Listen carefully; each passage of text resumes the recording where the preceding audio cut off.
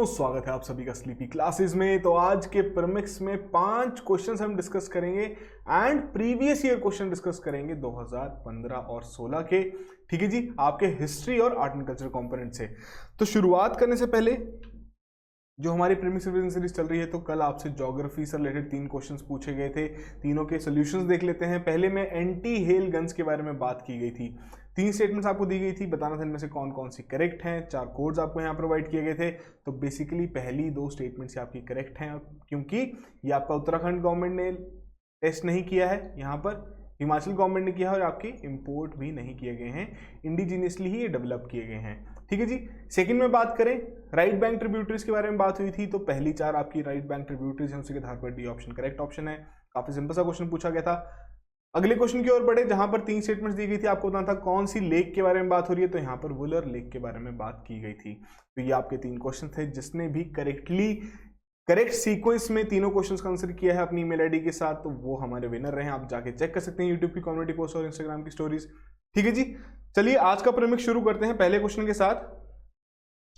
कह रहे हैं with reference to the art and archaeological history of India, आपसे पूछा जा रहा है कि इन 4 ऑप्शंस में से कौन सी सबसे पहले तैयार की गई थी या बनाई गई थी। 2015 का आपका क्वेश्चन है। काफी सारे आपके यहाँ पर फैक्ट्स एक साथ ही एक ही क्वेश्चन में पूछ लिए गए हैं 4 चीजों के बारे में, सिर्फ और सिर्फ डेट से ही रिलेटेड है। पहले में कह रहे हैं लिंगराजा टेम्पल एट भुवनेश्वर, सेकंड में कह रहे हैं आपका जो रॉक कट एलिफेंट आपका धौली में है, फिर आपके रॉक कट मॉन्यूमेंट्स के बारे में बात हो रही है महाबलीपुरम के, या फिर आपका जो वराहा इमेज है उदयगिरी केव्स में। तो ये आपकी 4 ऑप्शंस हैं। थोड़ा सोचिए इसके बारे में, बताइए सबसे पहले कौन सी बनाई गई थी। करेक्ट ऑप्शन मार्क कीजिए, फिर डिस्कस करते हैं इस क्वेश्चन को। तो यहाँ पर आपकी करेक्ट आंसर है बी ऑप्शन। ठीक है जी, रॉक कट एलिफेंट जो कि आपका धौली में तैयार किया गया था। तो बेसिकली इस तरीके के जितने भी आपके फैक्चुअल क्वेश्चन रहते हैं जिसमें डायरेक्टली आपको डेट से रिलेटेड ही, या फिर आपको इस तरीके से भी आ सकता था इस क्वेश्चन में कि सपोज आपको ये 4 ऑप्शंस दी गई हैं, उसके नीचे आपको कोड्स दिए गए होंगे कि आपको बताइए कि इनमें से कौन से क्रोनोलॉजिकल ऑर्डर में स्थापित किए गए थे। ठीक है जी, तो आपको इस तरीके से जितनी भी इंपॉर्टेंट आर्कियोलॉजिकल साइट्स हैं उनकी डेट्स और किसके द्वारा तैयार की गई हैं, कौन से साम्राज्य में तैयार की गई थी, वो इंपॉर्टेंट है पता होना। जैसे कि आपका ये धौली वाली इमेज के बारे में ही बात कर लेते हैं। तो धौली आपका कलिंगा में है, जो कि उड़ीसा में पड़ता है। ठीक है जी, और ये आपका एम्परर अशोका मौर्य द्वारा यहाँ पर तैयार की गई थी। तो ये आपके लिए काफ़ी ज़्यादा इंपॉर्टेंट है। One of the oldest monument आपकी मानी जाती है ये। ठीक है जी, इन 4 ऑप्शन में सबसे पुरानी आपकी यही है। फिर आपके लिंगराजा टेम्पल के बारे में बात हुई है, जो कि तैयार किया गया था किंग जजाति केसरी द्वारा 10th सेंचुरी में। ठीक है जी, और ये आपका कंप्लीट किया गया था लला तेंदु केसरी द्वारा, जो वहाँ के राजा थे 11th सेंचुरी में। ठीक है जी, तो इंपॉर्टेंट है आपके लिए ये भी। वहीं बात करें महाबलीपुरम के बारे में, तो आपके पल्लव किंग्स द्वारा वहाँ पर स्थापित की गई हैं, और ये आपकी 7th एंड 8th सेंचुरी में आपकी वहाँ पर तैयार की गई थी। काफ़ी इंपॉर्टेंट चीज़ें हैं। ये जो पूरा ग्रुप ऑफ मॉन्यूमेंट्स हैं, इसमें से भी आपसे कुछ भी पूछा सकता है। जैसे कि हमने ऑलरेडी आपके प्रीवियस ईयर क्वेश्चन डिस्कस भी किए गए हैं, जहाँ पर आपका डेसेंट ऑफ गैंग से रिलेटेड क्वेश्चन पूछा गया था। ठीक है जी, वहीं वराहा से भी रिलेटेड हमने बात की थी पिछले प्रीमिक्स में, आपको क्वेश्चन पूछा गया था। तो वहीं उदयगिरी केव्स के बारे में भी आपको पता होना जरूरी है, और ये आपके 5th सेंचुरी के दौरान यहाँ पर तैयार की गई थी। ठीक है जी, तो ये बेसिक से जो इंपॉर्टेंट फैक्ट्स रहते हैं सभी आर्कियोलॉजिकल साइट्स से रिलेटेड, ये आपके लिए इंपॉर्टेंट है। अच्छे से इनकी कंपाइलेशन तैयार कीजिए, जहाँ पर डेट, कुछ इंपॉर्टेंट चीज़ें हैं। एक आपकी नेमिंग हो जाएगी कि कौन सी साइट है, फिर आप बता सकते हैं कि डेट कौन सी है और कौन से एम्परर द्वारा वो तैयार की गई हैं। इस तरीके से कंपाइलेशन तैयार कर लीजिए, एग्जाम पॉइंट ऑफ व्यू से काफ़ी ज़्यादा इंपॉर्टेंट है। अगले क्वेश्चन की ओर बढ़ते हैं। सेकंड क्वेश्चन कि जो आपका टैक्सेशन सिस्टम था विजयनगर एम्पायर में during the rule of Krishna देवा, अब उससे रिलेटेड आपको यहाँ पर 2 स्टेटमेंट दी गई हैं। आपको बताना है इनमें से कौन कौन सी करेक्ट हैं। 4 कोड्स आपको यहाँ प्रोवाइड किए गए हैं। 2016 का ये क्वेश्चन है। तो पहले में कह रहे हैं जो आपका टैक्स रेट था ऑन द लैंड, ये फिक्स था depending on the quality of the land. Second में कह रहे हैं जो आपके प्राइवेट ओनर्स थे वर्कशॉप्स के, उन्हें भी इंडस्ट्रीज टैक्स वहां पर पे करना पड़ता था। तो रेवेन्यू सिस्टम से रिलेटेड आपसे क्वेश्चन पूछा गया है विजयनगर एम्पायर का। थोड़ा सोचिए कृष्णा देवा के दौरान क्या उन्होंने नए रिफॉर्म्स लाए थे रेवेन्यू सिस्टम में, उसी के आधार पर आप करेक्ट ऑप्शन यहाँ मार्क कर पाएंगे। वीडियो पॉज कीजिए, करेक्ट ऑप्शन मार्क कीजिए, फिर डिस्कस करते हैं इस क्वेश्चन को। देखिए यहाँ पर आपकी दोनों ही स्टेटमेंट्स बिल्कुल करेक्ट हैं। डिस्कस कर लेते हैं। तो बेसिकली जो आपका रेवेन्यू सिस्टम था विजयनगर किंगडम के दौरान, तो बहुत ही एक हम कैसे सिस्टमैटिक सिस्टम उस दौरान तैयार किया गया था कि जो चीफ सोर्सेज थे आपके इनकम के वो क्या थे, रेवेन्यू जो कि आपका कलेक्ट किया जा रहा था लैंड्स द्वारा, फिर चीफटेंस द्वारा वहाँ पर ट्रिब्यूट पे किए जाते थे, पोर्ट और कस्टम ड्यूटीज जो वहाँ लगाई जाती थी, तो इसके चलते वहाँ पर रेवेन्यू इकट्ठा किया जाता था। तो वहीं बात करें लैंड के बारे में, तो जो रेवेन्यू वहाँ पर रखा गया था वो आपका वेरी करता था 1/6 या फिर 1/4 ऑफ द ग्रॉस यील्ड। अब ये किस हिसाब से डिसाइड किया जाएगा कि लैंड की क्वालिटी कैसी है, कि वहां पर पहले आपके अच्छे से मेजरमेंट की जाएगी ड्राई सॉइल की, कितनी फर्टिलिटी है सॉइल की, तो उसी आधार पर वो जो आपका क्राइटेरिया रहेगा कि 1/6 रखना है। अगर आपकी मतलब इतनी ज़्यादा फर्टाइल सॉइल नहीं है, उपज इतनी ज़्यादा नहीं होगी, तो वहाँ कहीं ना कहीं आपका 1/6 रखा जाएगा वो, ठीक है जी। अगर अच्छी फर्टिलिटी रहेगी, वहीं जो वहाँ पर जो भी फार्मर या काम करेगा या जो भी लैंडलॉर्ड उस पर काम करेगा उसे भी अच्छा रेवेन्यू कलेक्ट होगा, तो उसके ऊपर आपका 1/4 का वहाँ पर लगाया जाएगा, ठीक है जी। उसी के हिसाब से इस जो सिस्टम को क्या कहा जाता था, राया रेखा या फिर रॉयल लाइन। और यहाँ पर आपका प्रोफेशनल टैक्स भी लगाया जाता था वर्कर्स पे, इंडस्ट्रियल टैक्स भी आपका इंपोज किया था इंडस्ट्रीज पे, जो कि आपसे क्वेश्चन में पूछा भी गया था। साथ के साथ मैरिजेस, मीटिंग्स या फिर सोशल ऑर्गेनाइजेशंस, इन पर भी आपका टैक्स वहाँ पर लगाया जाता था। तो इंपॉर्टेंट क्वेश्चन है, ठीक है जी। और साथ के साथ क्या इंपॉर्टेंट बात है कि दोनों तरीके से kind as well as cash में आपका टैक्स यहाँ पर पे किया जाता था। तो ऐसे ही जितने भी आपके साम्राज्य रहे हैं आपकी मिडिवल हिस्ट्री से ही रिलेटेड, तो उनके दौरान किस तरीके के सिस्टम्स लागू किए गए थे, आपको ये पढ़ना जरूरी है। क्वेश्चन आपको इस फॉर्म में पूछा जा सकता है।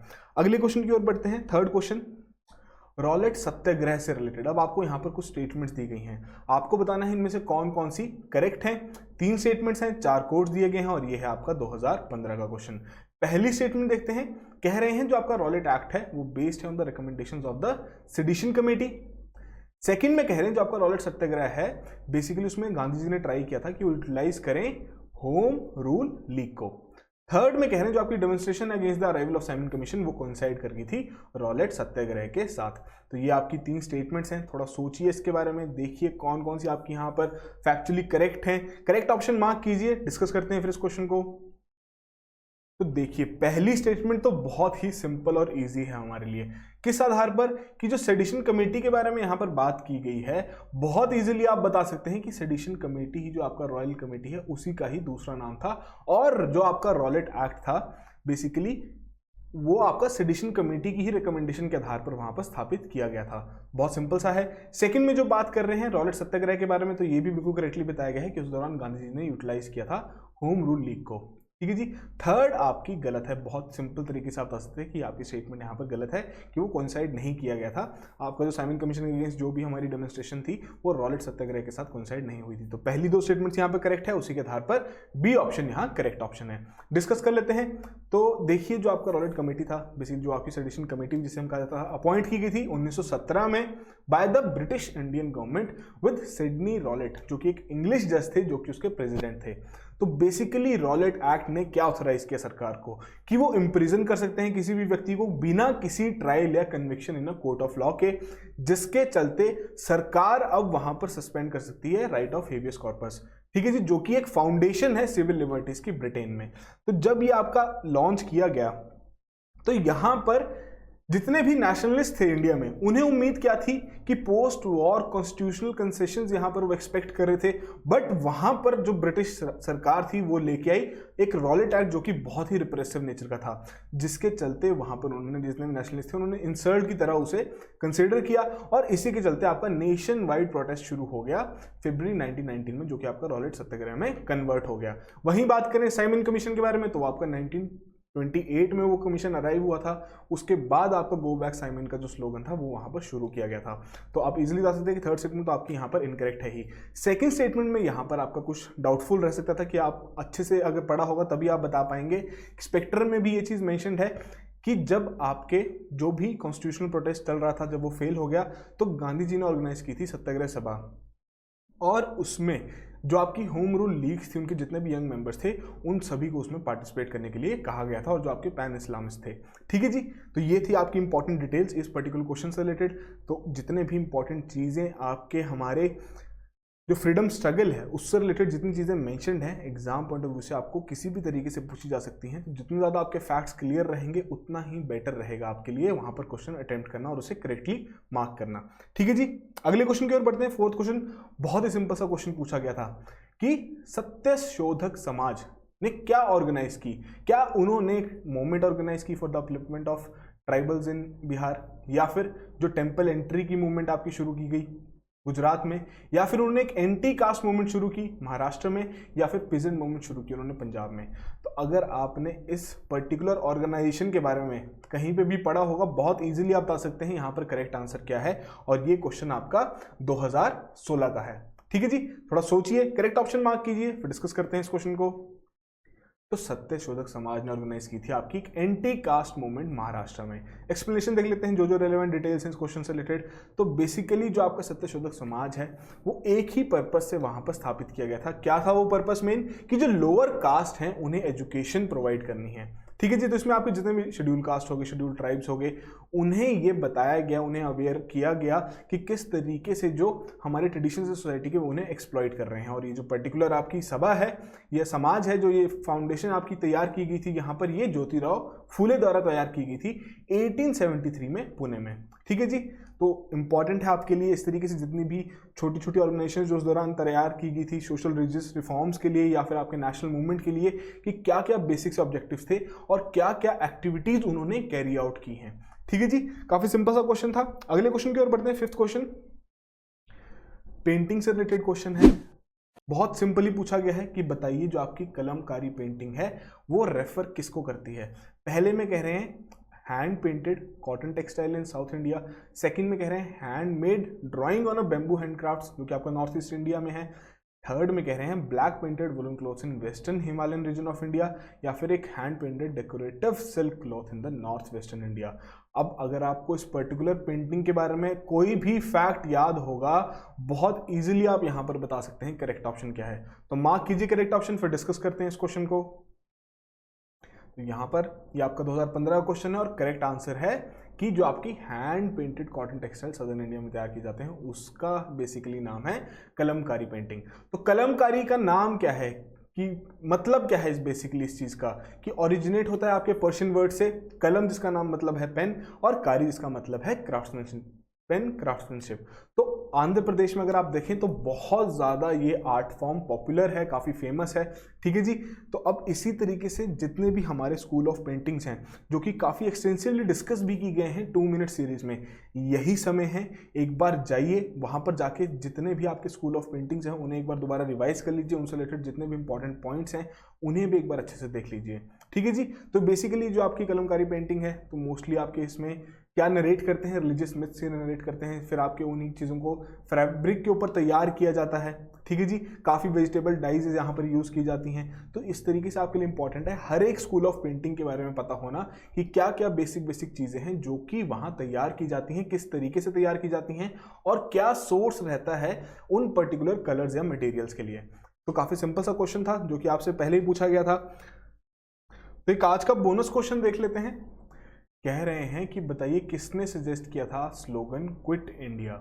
यहाँ पर 4 ऑप्शंस आपको दी गई हैं, सी राजागोपालाचारी, यूसुफ महर्ले, राजेंद्र प्रसाद या फिर सर्वपल्ली राधाकृष्णन। थोड़ा सोचिए इसके बारे में, इंपॉर्टेंट है एग्जाम पॉइंट ऑफ व्यू से। करेक्ट ऑप्शन मार्क कीजिए, फिर डिस्कस करते हैं इस क्वेश्चन को। यहाँ पर है ऑप्शन हमारी यूसुफ महर्ले भाई साहब ने ये सजेस्ट किया था क्विट इंडिया का स्लोगन। तो रिसेंटली ही जो उनकी बर्थ एनिवर्सरी है 23 सितंबर को मनाई जाती है, उस हिसाब से आपके लिए थोड़ा इंपॉर्टेंट है। और साथ के साथ आपको पता भी होना चाहिए इस तरीके के स्लोगन जितने भी यूज़ किए गए थे किसके द्वारा वो सजेस्ट किए गए थे। तो बेसिकली यूसुफ महर्ले जी ने ही गांधी जी को सजेस्ट किया था, उससे पहले राजागोपालाचारी ने कहा था कि विड्रॉ हम स्लोगन यूज़ कर सकते हैं। ठीक है जी, बट उन्होंने क्विट इंडिया सजेस्ट किया और गांधी जी को भी लगा कि काफ़ी अच्छा स्लोगन है और इसलिए उन्होंने अडॉप्ट भी किया स्लोगन को। ठीक है जी, तो ये थे आज के हमारे 5+1 एक बोनस क्वेश्चन आपसे पूछा गया था। आई होप आप में से सभी ने ही यहाँ पर full out of full score किया है, बट स्टिल जो भी आपका स्कोर रहा है कमेंट बॉक्स में जरूर मेंशन कीजिए और इसी तरीके से रेगुलरली इस इनिशिएटिव को फॉलो करते रहिए। कुछ ही समय बचा है, इंपॉर्टेंट है आपके लिए ज़्यादा से ज़्यादा क्वेश्चन प्रैक्टिस करना। जितनी ज़्यादा आप प्रैक्टिस करेंगे उतना ही बेहतर रहेगा, उतना ही कॉन्फिडेंस आप गेन करेंगे और उसी कॉन्फिडेंस के साथ आप एग्जाम हॉल में एंटर कर सकेंगे। तो उसी के लिए हमने शुरू की है आपकी प्रीमिक्स रिवीजन सीरीज, आपको कॉन्फिडेंस और बूस्ट करने के लिए, साथ साथ आपको और ज्यादा प्रैक्टिस करवाने की क्वेश्चंस की। किया क्या जाता है, 3 क्वेश्चंस पूछे जाते हैं पुराने प्रीमिक्स से जिसका सिलेबस आपको एक दिन पहले ही एडवांस में दे दिया जाता है। जो भी इन 3 क्वेश्चंस को करेक्टली आंसर करता है उसे मिलता है अमेजॉन का गिफ्ट कार्ड वर्थ 500 रुपीज। ठीक है जी, करना क्या है, 3 क्वेश्चंस हैं R1, R2, R3। करेक्टली इनका आंसर सबमिट करना है अपनी ईमेल आईडी के साथ एक ही कमेंट में। कई लोग कह रहे हैं कि उनके कमेंट्स वहाँ दिखते नहीं हैं, तो वो आपके रिव्यू के लिए वेटिंग पीरियड में चले जाते हैं कमेंट्स। जब हमारे एंड से रिव्यू होते हैं तभी वहाँ पर पोस्ट किए जाते हैं, बट उसका टाइम से कोई लेना देना नहीं है। जिस हिसाब से आपने कमेंट किया होगा, जब भी हम रिव्यू करें वो आपका उसी टाइम का वहाँ पर दिखाएगा। ठीक है जी। तो रिवाइज कैसे करेंगे कि यहाँ पर आप डिस्क्रिप्शन में देखिए एक लिंक मिल रहा होगा, वहां पर जाएंगे, प्रीमिक्स कंपाइलेशन सब्जेक्ट वाइज यहाँ पर अवेलेबल है, आप जाके चेक कर सकते हैं। फ्री ऑफ कॉस्ट आप एनरोल कर सकते हैं इसमें। अच्छे से सारी चीज़ें आपकी स्टेप बाय स्टेप फॉर्मेट में यहाँ पर वीडियो और पीडीएफ के साथ अवेलेबल है हर एक सब्जेक्ट की। ठीक है जी। तो जाके अच्छे से देखिए पिछले 1 साल के प्रीमिक्स, ताकि आप एग्जाम हॉल में अच्छे से रिवाइज करके जाएं। तो आज है हिस्ट्री का दिन, तो 3 क्वेश्चन देखेंगे आज हम हिस्ट्री के। शुरुआत करते हैं R1 के साथ, जहां पर Aihole is called the cradle of Indian temple architecture. पूछा जा रहा है ये आपका किस चीज से रिलेटेड है। 4 ऑप्शंस आपको यहां दी गई हैं, थोड़ा सोचिए। Straight forward fact based question आपसे पूछा गया है यहां पर। R2 में देखते हैं, चिश्ती ट्रेडिशन से रिलेटेड आपको यहां कुछ स्टेटमेंट्स दी गई हैं, बताना है कौन कौन सी करेक्ट है इनमें से। ध्यान रखिएगा, करेक्ट नहीं है, ये आपका इनकरेक्ट पूछा गया है, माफी चाहूंगा। ठीक है जी। 4 स्टेटमेंट्स हैं, 4 कोड्स प्रोवाइड किए गए हैं। R3 में देख लेते हैं, बीजू पटनायक जी के बारे में कहा जा रहा है, बहुत ही एक एक्टिव रोल उन्होंने प्ले किया था इंडिया के फ्रीडम स्ट्रगल में।